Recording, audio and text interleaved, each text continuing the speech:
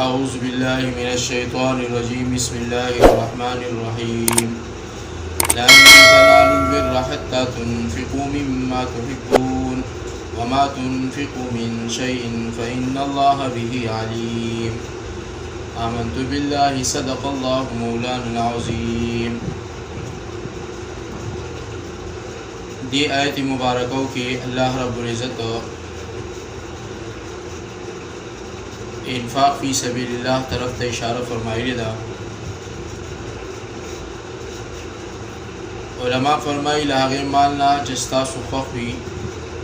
روایت ده چې هر کله دا آیت کریمه نازل شو نو حضرت ابو طلحه رضی الله تعالی عنه حضور نبی کریم صلی الله تعالی علیه وسلم لراغی او عارض وکړو چې دا ډیر غوره مال دی، ما ته یو باغ چې د هغې نوم بیرحه او هغه مې په لار د الله کې خیرات کو. نو رسول الله صلی الله علیه وسلم خوشحاله شولو او یې فرمایل چې مال دې مال تعالی ډیره ګټه درکړه. یعنی دو ځلې ورته دا ارشاد فرمایل چې دې مال تعالی ډیره ګټه درکړه او زما دا خوښه ده چې دا په خپلوانو او رشتہ دارانو کې کوم دی ته تقسیم کا. حضرت ابو طلحه رضی الله تعالی عنہ هغه باغ خرڅ کو او د هغې پیسې په خپلو غریبانانو او خپلو رشتہ دارانو تربورانو او خپلو رشتہ دارانو کې کوم دی تقسیم کړي. ځکه الله فرمایي لن تنالوا البر حتى تنفقوا مما تحبون. لسره به بیا نمومیني کې تر هغه پورې چې خیرات کوي د هغه مال نه مما تحبون چې ستاسو خوښ وي، وما تنفقوا او هغه چې تاسو یې خیرات کوي من شیء د یو څیز نه فإن الله پس بېشکه الله تعالی چې دی به علیم په هغې باندې عالم دی چې تاسو یې خیرات کوئ یا تاسو یې د الله په نامه ورکوئ. کل طعامنا کان حلا لبني اسرائیل او حلال زامنو د یعقوب علیه السلام لرا الا مگر ما حرم هغه چې حرام کړي وو اسرائیلو یعقوب علی نفسه پزان خپل باندې من قبل پخوا له هغې نه ان تنزل التوراه چې رالیږلې شوې تورات. قلت ورته ووایه فأتو پس راوړئ بالتورات تورات پتلوها پس وی لولې تاسو ان کنتم که تاسو صادقین رښتوني.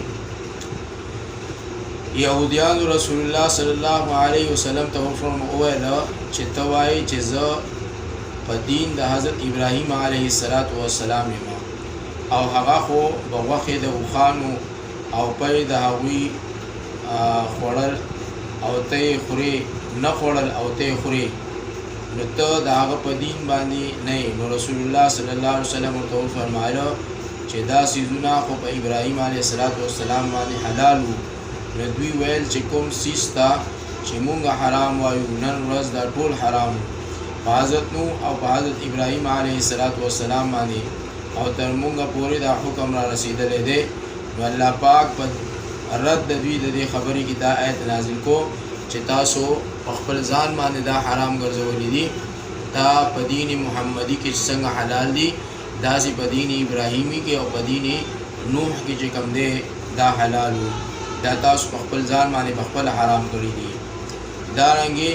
الا ما حرم اسرائیل مگر هغه چې حرام کړي وو یعقوب علی نفسه په خپل ځان باندې. روایت شوی دی چې حضرت یعقوب علیه السلام سخت ناجوړه شوی و، نظر یې ومنلو زه که خدای جوړ کړم نو زه به په ځان باندې حرام کړم هغه طعام او د څښلو څیز چې زما ډېر خوښ وي او غوښې د اوښانو او پی د دوی ډېر خوښ وي، نو دا یې په خپل ځان باندې حرام کړل. ځکه الله پاک وایي چې الا ما حرم دا یعقوب په خپل ځان باندې په خپله حرام کړي وو، نه کې مونږ حرام کړي وو. فمن افترى على الله پس هر چا چې وتړل علی الله په خدای باندې الکذب دروغ من بعد ذلک پس لدینا فاولئک پس دا کسان هم الظالمون دوی ظالمان دي. قلت ورته ووایه صدق الله چې رښتیا ویلي دي الله تعالی فتبعوا پس تابع شئ ملت ابراهیم حنیفا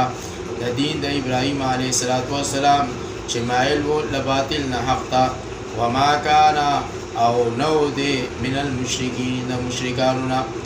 ان اول بشکرم به بیت کوټه وضع للناس چې مقرر شوی د خلکو دفاره د عبادت للذي هغه کوټه وا ببکه مبارکن چې په مکه کې دا ډیره برکتناکه او هدن او لار خودن کی یا هدایت خودن کې د للعالمین دفاره د خلکو علماء لیکلي دي يهودو با مسلمانانو ته ویل چې بیت المقدس زموږه قبله ده او دا بهتر دی له کعبې نه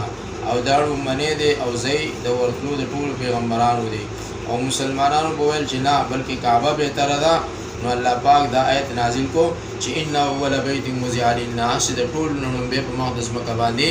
الله رب العزت خپل کور بیت الله جوړ کړی دی فيه آیات بینات او نخ کارا یو له علامینا مقام ابراهیم یو مقام د ابراهیم دی ومن دخلوا او هر څوک چې داخل شو یا نه وتلو کان امنا نو دی بشي په امن کې ولله او الله تعالی چې دی علی الناس فخلق باندې حج البيت یعنی قصد کعبه هغه چا باندې من استطاع چې طاقت لري الیه سبیلا د لارې د دی ومن کفر او هر څوک چې کافر شو فإن الله بشک الله تعالی چې دی غنی بے پروا دی عن العالمین د ټول خلقنا ابو امامه رضی الله تعالی عنہ په حدیث مرفوع کې ویلي دي چې هر څوک چې مړ شو او حج د اسلام اونکو او مرض یا بادشاہ ظالم یا حاجت ظاهر مانع د نو نو دې په هر حال کې چې خوخ دی مرشي یا يهودي یا نصراني روایت د دې حدیث شریف امام احمد رحمه الله او ابي اعلى رحمه الله او بقي رحمه الله اسعد بن منصور کې کړه دي یعنی چې چا سره د حج بیت الله د فارق تطلو چې کوم دی دا غزاد راه پوروي نو د بده باندې الله رب العزت د طرف چې کوم دی حج مقرر شوی دی او دی به د الله کور د چې کوم دی زی او حج بیت الله سعادت به حاصلې او کو داسې نوي د بیا چې حدیث کې کوم وعید راغلی دی په هغه کې داخل دی الله رب العزت موږ ټول له عمل توفیق راکړي السلام علیکم ورحمت الله وبرکاته